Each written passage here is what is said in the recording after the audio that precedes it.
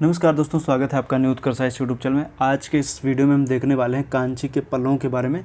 इस वीडियो में हम देखेंगे कि आखिर कांची के पल्लवों का क्षेत्र कौन सा था और कौन कौन सी इसकी घटनाएं हैं। प्रमुख शासकों का हम जिक्र करेंगे और जो प्रमुख घटनाएं उन सब का हम जिक्र करेंगे। परीक्षा की दृष्टि से जो इंपॉर्टेंट होगा उन सब का जिक्र किया जाएगा। क्षेत्र की बात करूँ तो आप ये देख रहे हैं, ये कांची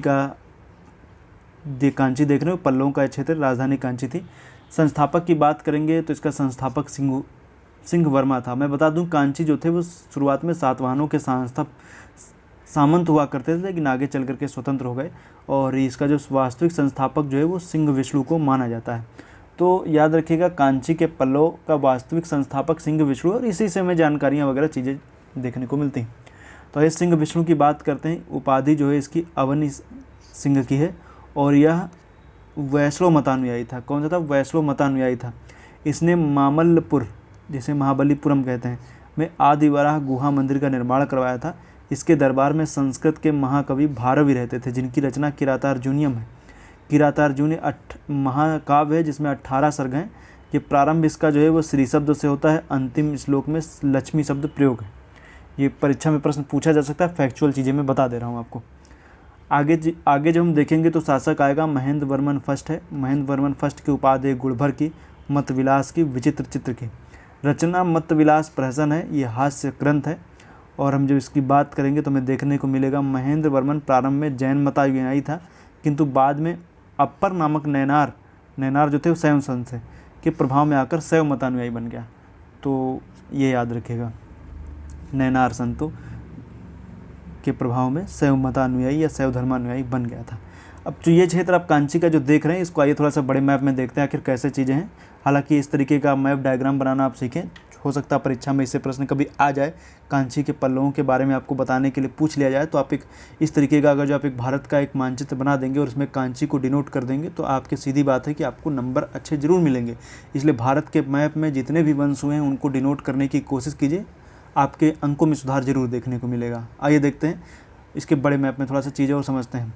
जब हम देखेंगे तो उसमें देखने को मिलेगा पल्लव को जब देखेंगे तो ये वाला क्षेत्र जो आपको देख रहे हैं ये है पल्लवों की राजधानी कांची है। इसके बाद आप देख रहे हैं यहाँ पे राष्ट्रकूट हैं, यहाँ पर वेगी आप जान ही रहे हैं। तो राष्ट्रकूट मतलब चालुक्यों के बाद में यहीं पर आगे चल करके राष्ट्रकूट आ जाएंगे। और हालांकि ऊपर की चीज़ें मैं बता ही चुका हूँ, मौखरी कन्नौज, ये सब चीज़ें आप जान ही रहे हैं। तो मुख्य रूप से आपको जानना है ये वाला क्षेत्र, ये वाला जो क्षेत्र है यही है इनका क्षेत्र, जिनको हम बोलते हैं पल्लव। ये आप याद रखिएगा। इस तरीके का मानचित्र आप चाहें तो बना भी सकते हैं। आइए नेक्स्ट देखते हैं। मंदिर निर्माण की द्रविड़ शैली का जो प्रारंभ है वो पल्लवों के काल में ही होता है और इसका प्रारंभ जो है वो महेंद्र वर्मन ही करता है, महेंद्र वर्मन फर्स्ट ही करता है। तो मंदिर निर्माण की द्रविड़ शैली आप जाने ना दक्षिण भारत की है, तो पल्लव के काल में इसका प्रारंभ हुआ है। उसका प्रारंभ करता है महेंद्र वर्मन फर्स्ट। महेंद्र वर्मन संगीत प्रेमी भी था, जिसकी रचना जो है देखेंगे तो पुडकोट्टई शिलालेख में जो इसकी रचना है वो संगीत जो इसका है, पुडकोई शिलालेख में इसका संगीत ही है, पूरी लाइनें इसमें लिखी हुई हैं। नेक्स्ट हम देखेंगे तो नरसिंह वर्मन फर्स्ट है, 680 से 688। हालांकि आपको ड्यूरेशन नहीं याद रखें, लेकिन फिर भी बता दे रहा हूँ। पल्लव वंश का सर्वाधिक शक्तिशाली ये शासक था नरसिंह वर्मन फर्स्ट। इसने वातापी के पुलकेशिन द्वितीय, वातापी के चालुक्य जो थे पुलकेशिन द्वितीय को हराकर वातापी कोंड की उपाधि धारण की थी। क्योंकि आप जान रहे हैं, इसका जिक्र मैं वातापी के चालुक्यों में कर चुका हूं कि पुलकेशिन द्वितीय ने पहले महेंद्र वर्मन के काल में कांची पर अटैक किया था, इसलिए आगे चल करके नरसिंह वर्मन ने इनकी राजधानी वातापी पर अटैक कर दिया। इसने लंका की भी विजय की थी, लंका की विजय की, और इस विजय के उपलक्ष्य में देखेंगे तो तुलना लंका को जीतने वाले श्री राम से की गई है। नरसिंह वर्मन के काल में चीनी यात्री हुएनसांग भी आता है। हुएनसांग ने कांची की यात्रा की थी और नरसिंह वर्मन को महाराज कहा था, ये भी याद रखिएगा। नरसिंह वर्मन को महाराज कहा था, तो अर्थात हुएनसांग ने किसको महाराज कहा था? तो नरसिंह वर्मन फर्स्ट को कहा था। नरसिंह वर्मन फर्स्ट के काल में जब देखेंगे तो महामल्लपुरम की उपाधि, महामल्लपुरम नगर की स्थापना की गई और उपाधि जो थी वो महामल्ल की धारण किया। महामल्लपुरम ही मामल्लपुर, तो याद रखिएगा, महामल्लपुरम नगर की भी स्थापना की थी, उपाधि महामल्ल की। तो महामल्ल किसकी उपाधि? नरसिंह वर्मन फर्स्ट की उपाधि। आगे चल करके देखेंगे तो नरसिंह वर्मन फर्स्ट ने मामल्ल शैली का प्रतिपादन भी किया है। आगे चल करके देखेंगे तो शासक आएगा महेंद्र वर्मन द्वितीय, कोई उपलब्धि नहीं। महेंद्र परमेश्वर वर्मन फर्स्ट, उपाधि विद्या विनीत की और उग्रदंड की, कोई मतलब नहीं जानना है। आगे चल करके शासक आएगा नरसिंह वर्मन द्वितीय, जिसको राज सिंह के नाम से भी जानते हैं। 700 से 728 के बीच में इसकी ड्यूरेशन है। इसे मनमथ के सौंदर्य वाला कहा गया, अर्थात कामदेव के जैसे सौंदर्य वाला किसको बोला गया? नरसिंह वर्मन द्वितीय को बोला गया है।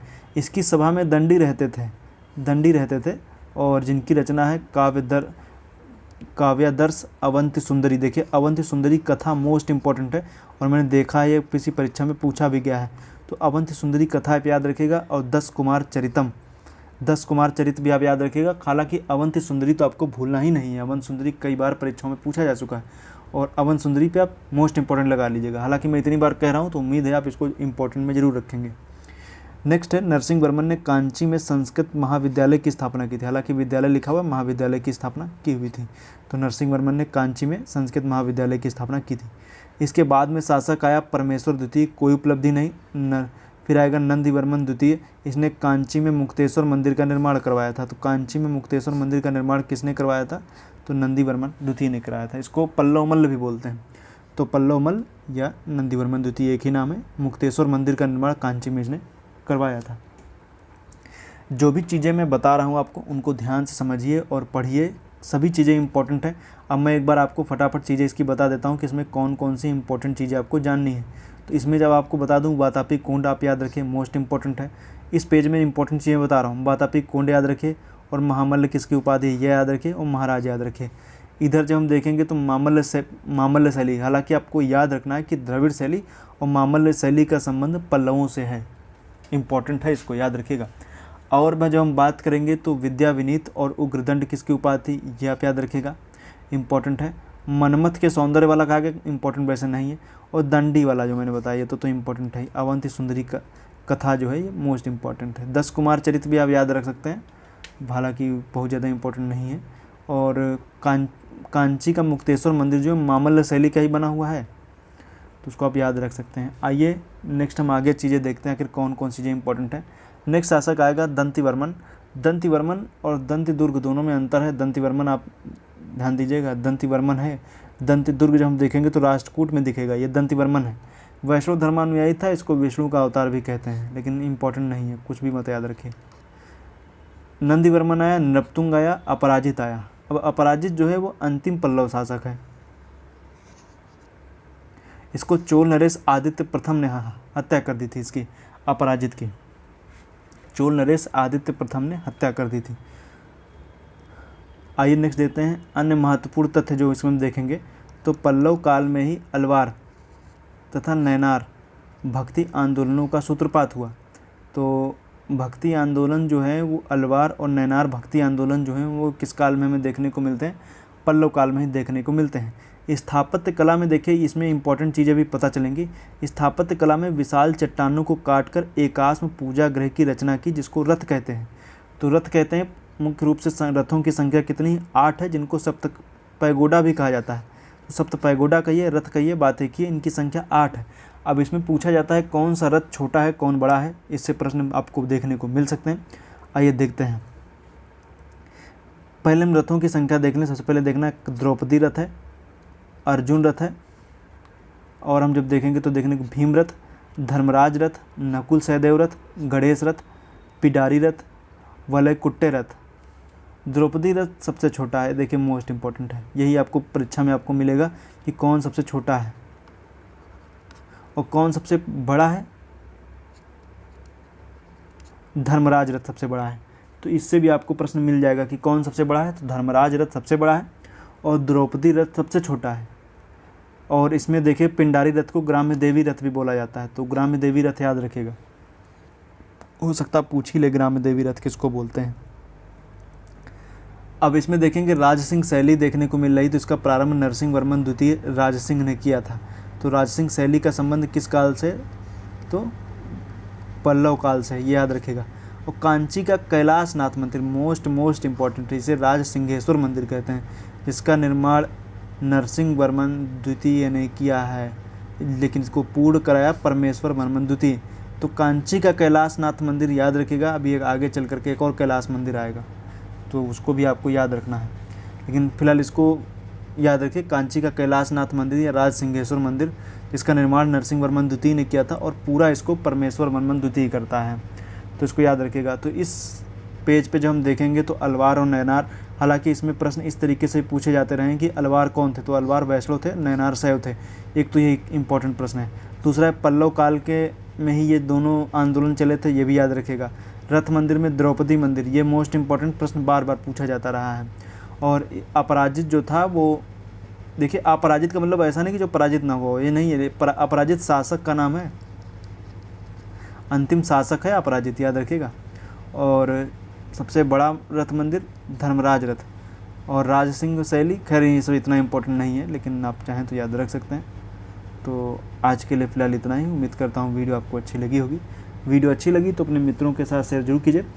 चूँकि मैं बता दूँ नेक्स्ट वीडियो जो आने वाला है वो आएगा राष्ट्रकूट। राष्ट्रकूट जैसे ही आएगा दक्षिण भारत का इतिहास ख़त्म हो जाएगा। इसके बाद हम देवगिरी के यादव की बात करेंगे। दक्षिण भारत के इतिहास का संदर्भ में प्राचीन इतिहास जो दक्षिण भारत का मैं बता रहा हूँ वो, और होयसलों की बात करेंगे, और कश्मीर का शाहमीर वंश। इसके बाद जैसे भक्ति आंदोलन वगैरह चले इनके बारे में, और जो धार्मिक सुधार आंदोलन चले हैं उनके बारे में भी हम आपको चीज़ें बताएंगे। धार्मिक सुधार आंदोलन भी बताएंगे आपको हम, इसके बाद में हम चीज़ें बताएंगे, तो वो भी आप पढ़िएगा और काफ़ी अच्छी चीज़ें रहेंगी। और इसी के साथ में प्राचीन इतिहास तो पूरी तरीके से कह सकते हैं इतिहास पूरी तरीके से समाप्त हो जाएगा। मेडुअल और मॉडर्न हिस्ट्री हम पहले ही ख़त्म कर चुके हैं, आप लोग वो दोनों प्लेलिस्ट देख लीजिए मेडुअल और मॉडर्न की, तो आपको चीज़ें और भी अच्छे से क्लियर हो जाएंगी। कह सकते हैं आप किसी भी परीक्षा की तैयारी कर रहे हो, इसमें से बाहर आपको कुछ भी नहीं आएगा, सब कुछ इसी से ही आपको मिलने वाला है। तो आज के लिए फ़िलहाल इतना ही। वीडियो देखने के लिए पुनः एक बार आपका बहुत बहुत धन्यवाद।